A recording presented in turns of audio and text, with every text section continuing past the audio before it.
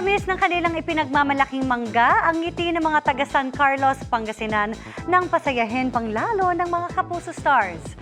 Ang masayang pagdiriwang doon ng Mango Bamboo Festival sa report ni CJ Torida ng GMA Regional TV.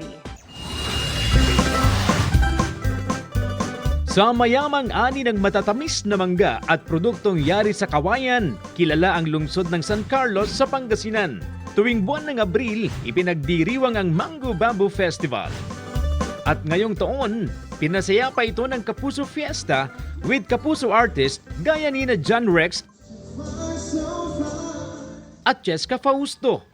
More tawa naman ang hatid ng cast ng Pepito Manaloto. Tuloy ang kwento na sina Tony La Peña, pati sina Sofia Senyoron at Jake Vargas na sumakses sa pagpapakilig ng fans.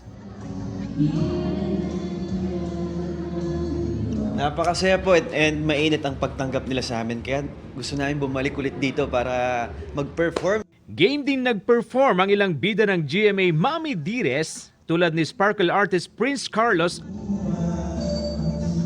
at Shane Sava. Mas lumakas pa ang hiyawan nang makapiling na ng San Carlinians ang cast ng Binibining Marikit. Nakaka-inlove na musical numbers ang sorpresa ni na Kevin Dasom at Tony Labrusca. Habang overflowing energy ang baon ni Sparkle artist Herlin Budol. Maraming salamat nga po pala sa mainit na pagtanggap niyo sa amin. Nakaka-touch po kayo. Mula sa GMA Regional TV at GMA Integrated News, CJ Torida, nakatutok 24 oras.